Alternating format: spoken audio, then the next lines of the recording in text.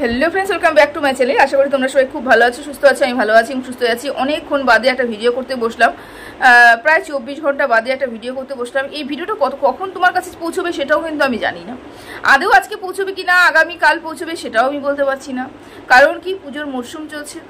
আমি এটা সত্যি কথা বলছি, আমি আমার দিক থেকে না, আমি তোমাদের কথা বলছি। আমি চাই কি তোমরাও এই কটা দিন ভিডিও দেখো না, কন্ট্রোভার্সির জন্য এসো না।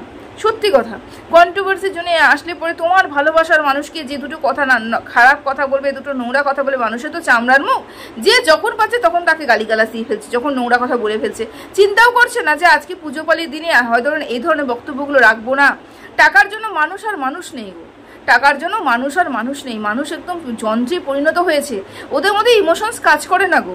সেই জন্য বলি কি, এই কন্ট্রোভার্সির জন্য এসো না। এই কটা দিন ভিডিও দেখো না। আবার না হলে যখন পুজোটা শেষ হয়ে যাবে, বিজয়া দশমী পরে বা বলতে পারি লক্ষ্মী পুজোর পরে, না হলে আবার কন্ট্রোভার্সির জন্য এসো। এই কটা দিন ভীষণ আনন্দ করো, তোমাদের পরিবারের সাথে আনন্দ করতে। কিছু কিছু মানুষ রয়েছে, যেমন আমি নিজেকে একটু ব্যতিক্রমী মনে করি। তার কারণ কি বলতো, আমি না আমার টাকার প্রয়োজন রয়েছে, অবশ্যই টাকার প্রয়োজন রয়েছে। তার মানে এতটাও টাকার খাই নয় যে আমি ওই ব্যাপারটাকে আঁকড়ে ধরে রাখবো এবং পুজো পালির দিনেও কাউকে ছোট করতে বিন্দু মাত্র আমি পিছু পা হব না। আমি এতটাও টাকার আমার দরকার নেই। দরকার অবশ্যই রয়েছে, মানে এতটাও দরকার নেই আর কি। যাই হোক, অনেককে দেখছি, অনেকেই কন্ট্রোভার্সি করছে, এবং কন্ট্রোভার্সির জন্য মতন যদি হয় না, তাহলে কন্ট্রোভার্সি শুনতেও ভালো লাগে। আর পুজো পালির দিনেও কন্ট্রোভার্সি শুনতে ভালো লাগে, কারণ কন্ট্রোভার্সি হচ্ছে না আমাদের সমাজে, আমাদের সোশ্যাল মিডিয়াতে, আমাদের পুরো দেশে। যেখানে যাবে সেখানেই কন্ট্রোভার্সি, যেখানে যাবে সেখানেই কন্ট্রোভার্সি। হ্যাঁ, কিন্তু কন্ট্রোভার্সির মতন করতে হবে তো। কন্ট্রোভার্সিটা যদি তুমি ঝগড়া, তারপরে নোংরামো, মুখের ভাষা খারাপ করা, অন্যকে ছোট করা, অন্যকে নোংরা করা, এই ধরনের কথাগুলো দিয়ে কন্ট্রোভার্সি করো, তখন আর শুনতে ইচ্ছে করে না। পুজো পালের দিনে তোমাদের মনে না এই জিনিসগুলো এনো না।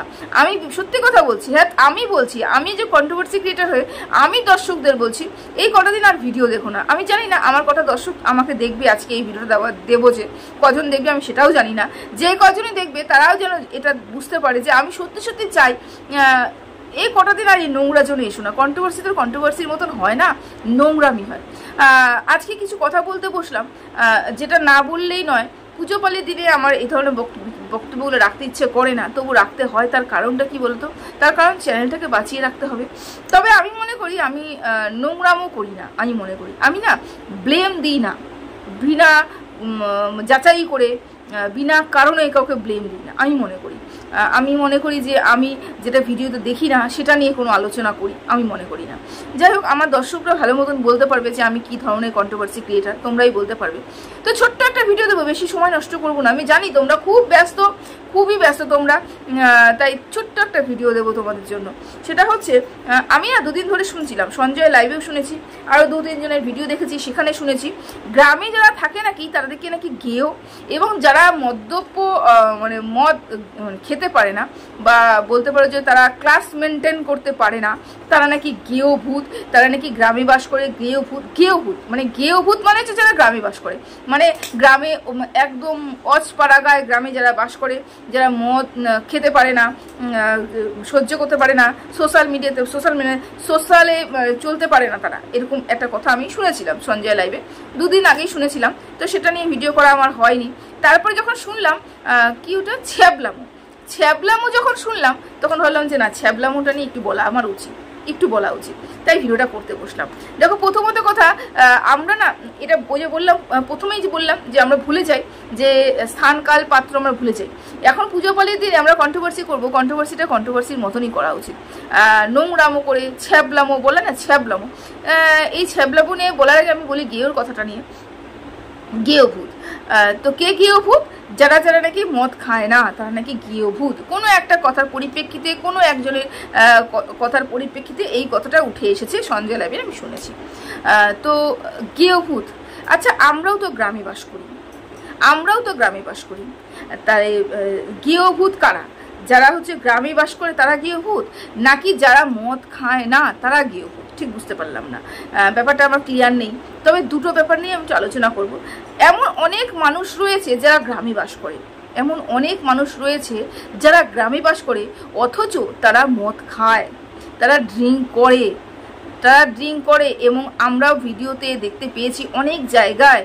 এবং টিনার সাথে তার হাজবেন্ডের এই নিয়েও কিন্তু চুল্লু নিয়েও কিন্তু অনেক ঘটনা হয়েছে। তারাও তো গ্রামে বাস করে, তারাও তো মদ খায়। তারা কি সোশ্যালি চলার জন্য কি এটা কি যথেষ্ট? যারা বলছে যারা মদ খায় না, যেই বাড়ির মহিলারা বলতে পারে না, পার্টি করে না, মদ খায় না, মিশতে পারে না, তারা গেয়েও ভূত, তাহলে আমি বলতে পারি কি ওরকম সংস্কৃতি, ওরকম সমাজ বা ওরকম ব্রড মানসিকতা পরিচয় না দেওয়াটাই বেটার। আমার মানসিকতা একটু অন্যরকম। এবার তোমরা যদি বলো যে এটাকে গেয়েও ভূত বলে, তাহলে বলতে পারো, কিছু করার নেই। কারণ কি বলতো, মানসিকতা দিয়ে সব কিছু পরিচয় পাওয়া যায়। মদ খেলে পরেই যে সেটা খুব ভালো একটা পাওয়া যাবে, মানে সোশ্যালে খুব ভালো না, সোশ্যালে চলার মতন মানুষ, ও একদম পুরো ড্রিঙ্ক করে, সব পার্টি অ্যাটেন্ড করে, ব্যাস ও একদম খুব ভালো পজিশনে যাওয়ার মতন মানুষ, আমাদের সাথে মেশার মতন মানুষ, তাহলে সেই ধরনের মানুষের সাথে না মেশাটাই আমার পক্ষে বেটার মনে হয়। গেয়েও ভূত, মদ খায় এরকম অনেক মানুষ রয়েছে যারা গ্রামে বাস করে। তারা কি করে বলো তো, তারা না মদ খেয়ে বাড়িতে এসে অত্যাচার করে, তার স্বামী অত্যাচার করে স্ত্রীর উপরে। এরাও গেয়েও ভূত, এরাও কিন্তু গ্রামের থেকেও কিন্তু মদ খায়। তাহলে কি এরাও কি সোশ্যাল মিডিয়াতে, মানে আমাদের সোশ্যালি চলার মতন পজিশন বিল্ড করে? তোমাদের মনে হয়? আমার মনে হয় না। আর একটা কথা, সেটা হচ্ছে আমরা যারা গ্রামে বাস করি, হ্যাঁ আমরা তো খুব বেশি শহরে বাস করি না, আমরাও গ্রামে বাস করি। তো আমরা যারা গ্রামে বাস করি তারা কিন্তু মদ কোনোদিনও খাইনি। আর এটা আমাদের পরিবারের সংস্কৃতি বলতে পারো,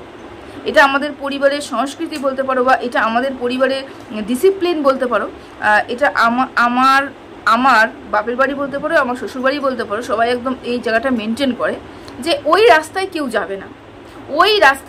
যাবে না কোনোদিন, আর কোনোদিনও যায়ও নেই। আর এখন বয়স হয়ে গেছে, আর কোনোদিনও যেতেও পারবে না, যেহেতু এটা বংশ পরম্পরাগত চলে এসেছে। তাহলে কি আমরা সবাই গেয়েও ভূত না? যদি গেয়েও ভূত হতাম, তাহলে সবাই এত ভালো পড়াশোনা করে এত বড় বড় জায়গায়, এত বড় বড় পোস্টে চাকরি করতো না। যদি শুধুমাত্র ড্রিঙ্ক করাটাকে নিয়েই মানুষকে বিচার করা যেত, যে ওই মানুষটা সোশ্যালে চলার মতন মানুষ কিনা, তাহলে তো এই সমাজ ডুবতে আর বেশি দিন সময় লাগতো না।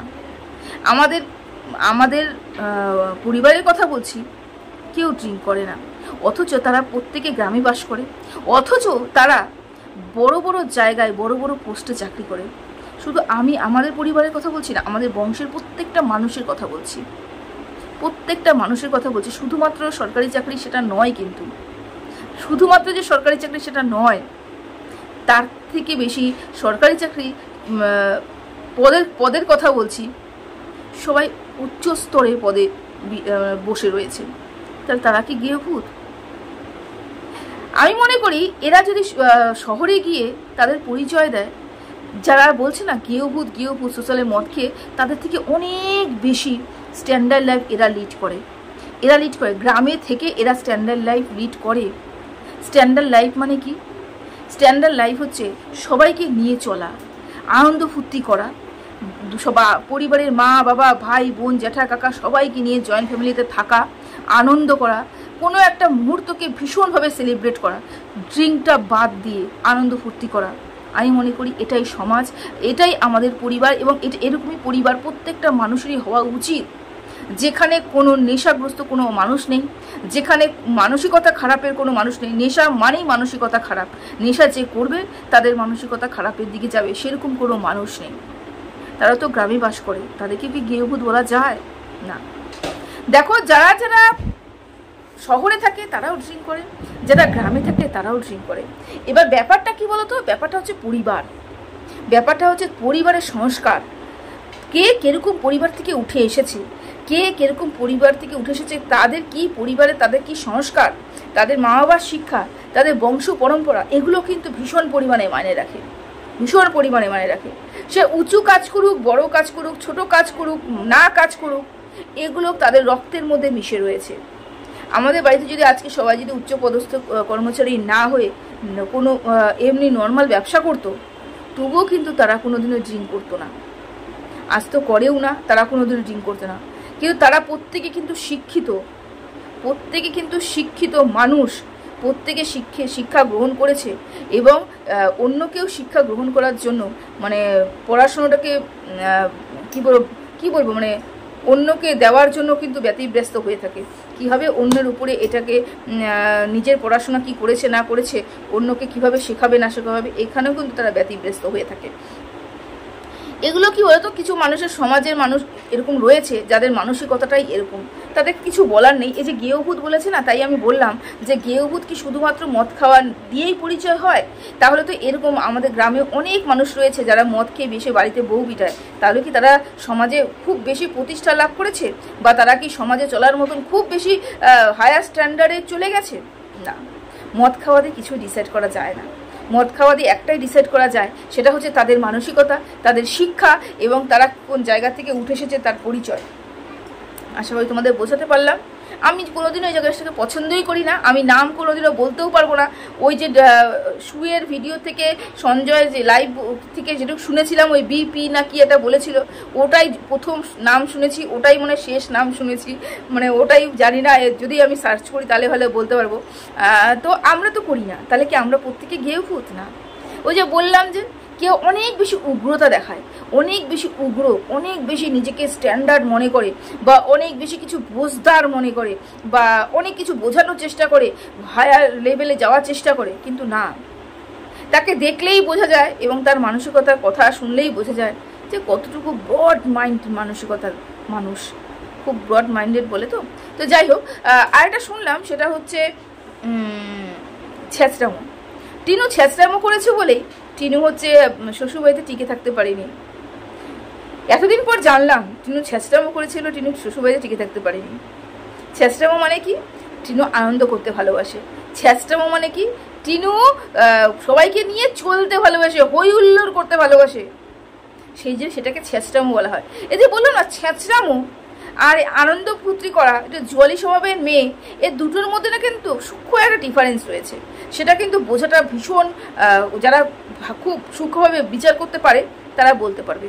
কিন্তু যারা তাড়াহুড়ো করে হুল্লুর করে আনন্দ ফুর্তি করে চেষ্টামো করতে ভালোবাসে, তারা এই ব্যাপারটাকে আলোচনা এই ব্যাপারটাকে মানে কি বলবো, বিচারই করতে পারবে না যে এই যে সূক্ষ্ম লাইনটা কি। চেষ্টামোটা হচ্ছে তোমাকে কেউ পছন্দ করছে না, তারপরে ফ্যাল করে সেখানটা গিয়ে নিজেকে জাহির করা, ওটা হচ্ছে ছেঁচড়ামো। মনে করো আমাকে কেউ পছন্দ করছে না, তারপরেও আমি সেই মানুষের কাছে গিয়ে ফ্যাল করছি, আমার সমাজ পছন্দ করছে না তাও আমি ফ্যাল করছি। আমরা কি টিনুকে দেখেছি? সেরকম কিছু না। টিনু কোথায় আনন্দ ফুর্তি করতে ভালোবাসে? একটু মা বাবা দাদার বৌদির সাথে বাড়িতে এসে আনন্দ ফুর্তি করতে ভালোবাসে। ও একটু ছোট ছোট জিনিসে আনন্দ ফুর্তি করতে ভালোবাসে। আনন্দ ফুর্তি মানে ছোট ছোট ব্যাপারে খুশি হয়ে যাওয়া, একটু হাসিতে থাকা, একটু আনন্দে থাকা, কষ্টে থাকলে পরে ও একটু হাসতে ভালোবাসে। সেটাকে জলি স্বভাবে মেয়ে বলে, সেটাকে ছেঁচড়ামো বলে না। ছেঁচড়ামোটা একটা অন্য রাস্তায় চলে গেল। বললাম না, পুজো বালির দিনেও মানুষকে ছোট করতে বিন্দুমাত্র পিছুপা হচ্ছে না, টাকার এতটাই প্রয়োজন সবার। তো যাই হোক, টিনু হচ্ছে জলি স্বভাবের মেয়ে, আনন্দ ফুর্তি করতে ভালোবাসে, আর এরকমই মেয়ে হওয়া প্রয়োজন। তার মানে টিনু জলি স্বভাবের মেয়ে বলেই যে ওই বাড়িতে সংসার করতে পারেনি, এই কথাটা শুনেই তো আমার বেশি হাস্যকর লাগলো। এইটা শুনেই তো মনে হলো যে বাপরে বাপ, এতদিনে এসে মনে হলো যে টিনু ছেঁচড়া, সেই কারণে সংসার করতে পারেনি। আমি যতদিন জানতাম টিনু চরিত্রহীন, সেজন্য টিনু সংসার করতে পারেনি।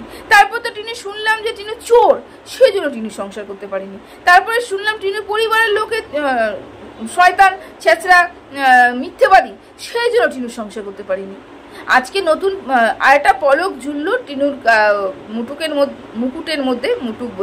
মুকুটের মধ্যে, সেটা হচ্ছে টিনু হচ্ছে ছেঁচড়া। যাই হোক, টিনু এগুলোকে পাত্তাও দেয় না, শোনেও না, গায়ে মাখেও না। তার কারণটা কি বলতো? টিনু জানে টিনুকে, টিনুর দর্শকরা জানে টিনুকে। টিনু কি, টিনুর দর্শকরা খুব ভালো মতনই জানে। টিনু ওই বাড়িতে থাকতে পারেনি কেন, সেটা দর্শকদের আর নতুন করে তুলে ধরতে হবে না, তুলে ধরে আমাকে বোঝাতে হবে না। দর্শকরা বুঝে গেছে টিনু কেন ওই বাড়িতে থাকতে পারেনি। টিনু 5 বছর ওখানে ছিল, 5 বছর ওখানেটা ছিল। 5 বছর ওই সংসারে তার শ্রম দিয়েছে, 5 বছর ওই সংসারে ওই বাড়িটা তৈরি করার জন্য নিজের সর্বস্ব দিয়েছে, এমনকি চ্যানেলটা পর্যন্ত গ্রো করে দিয়েছে। তিনি যদি ছেঁচড়া হতো টিনু যদি ছেঁচড়া হতো এবং ওই বাড়িতে টিনু যদি স্থান না হতো, তিনি থাকতেই না পারতো, তিনি আপ্রাণ চেষ্টা করতো না ওই সংসারটাকে বাঁচিয়ে রাখার জন্য, ওই সংসারের উপর এত ওর ক্রেডিট থাকতো না। এই যে আজকেও যে ও এখন তো নয় ডুবে গেছে, জবের থেকে হাজব্যান্ডের উপর সব দায়িত্ব এসেছে, টিনুর চ্যানেল ডুবে গেছে। টিনু যে চ্যানেলটাকে তৈরি করে দিয়েছিল, কিন্তু যতদিন টিনু ছিল ততদিন তো চ্যানেলটাকে তৈরি করে রেখেছিল, তাই না? যদি টিনু ছেঁচড়া হতো তাহলে টিনু কি এই কাজটা করতে পারতো না। টিনু হাসমুখ, টিনা হাসতে ভালোবাসে, সেই জন্য তো টিনার দিকে তাকিয়ে দর্শকরা ওই চ্যানেলে ভিড় করেছিল, তাই না? এটা বুঝবে না সবাই। এই যে বললাম ছেঁচড়া আর জলির মধ্যে তারা এটা পার্থক্যটা বের করতেই পারবে না যারা জলি এবং যারা ছেঁচড়া তারা কিন্তু এই ব্যাপারটাকে আলোচনা করার মতন অকাত আমি মনে করি না রাখে। তার কারণ কি বলতো, ছেঁচড়াটা কি বুঝবে যে আমি ছেঁচড়ামি করছি, আমাকে কেউ পছন্দ করছে না তবুও আমি ছেঁচড়ামি করছি। বোঝাতে পারলাম? আমাকে কেউ পছন্দ করছে না তবুও আমি ছেঁচড়ামি করছি, সেটা হচ্ছে ছেঁচড়া। আর যারা টিনুর মতন হাসমুখ, হাসতে ফেলতে ভালোবাসে, ছোট ছোট ব্যাপারে খুশি হয়ে যায়, সেই খুশিটুকু পর্যন্ত যার কপালে জোটে না, যার জন্য ওকে বাড়ি ছাড়তে পর্যন্ত হয়, সেটাকে ছেঁচড়ার নাম দিয়ে আর বলে লাভ নেই। পুজো পালির দিনে আমি বেশি কথা বলতেই চাই না, কোনো নোংরামি করতেই চাই না, কয়েকটা নোংরা কথা বলতেও চাই না, শুধু অবাক লাগে পুজোর দিনেও। যাই হোক, সবাই ভালো থেকো, সুস্থ থেকো, এখানেই রাখলাম, টাটা।